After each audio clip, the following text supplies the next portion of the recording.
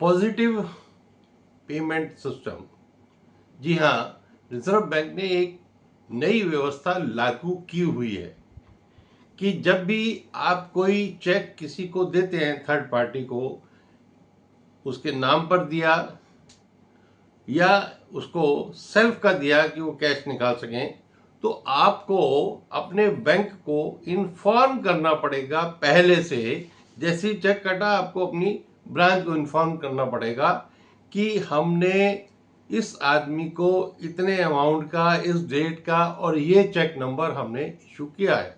इसका कारण क्या है कि रिजर्व बैंक का सोचना है कि चेक को जो आपने काटा है वो सही व्यक्ति के पास जाए, वो सही व्यक्ति के खाते में जाए, वो चोरी ना हो, और इसके लिए ये नई व्यवस्था शुरू की है। हालांकि ये अभी इसको हाई वैल्यू चेक यानी बड़े अमाउंट के चेकों के लिए शुरू किया गया है। कुछ बैंकों ने 1 सितंबर से उसको लागू किया है, अलग अलग अमाउंट के लिए लागू कर रहे हैं। किसी बैंक में 2 लाख है, किसी में 5 लाख है, लेकिन आपको उसको अपने बैंक में देखना पड़ेगा, पता करना पड़ेगा कि आपके बैंक में पॉजिटिव पे सिस्टम की क्या लिमिट है।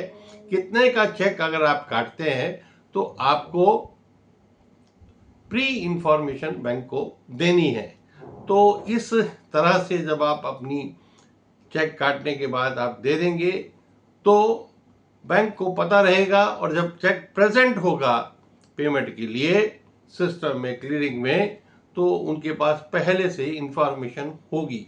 अब ये इंफॉर्मेशन कैसे देनी है? आपने चेक काटा, आपने अपने बैंक को एसएमएस के थ्रू भी वो इंफॉर्मेशन दे सकते हैं, आप बैंक को ईमेल के थ्रू भी दे सकते हैं, आप उनको लिखित में फिजिकली भी फॉर्म भरकर वो ब्रांच में दे सकते हैं, और आप वेबसाइट पर भी जाकर बैंक की उस पॉजिटिव पे सिस्टम में अपना इशू करने वाले चेक की डिटेल को बैंक को बता सकते हैं।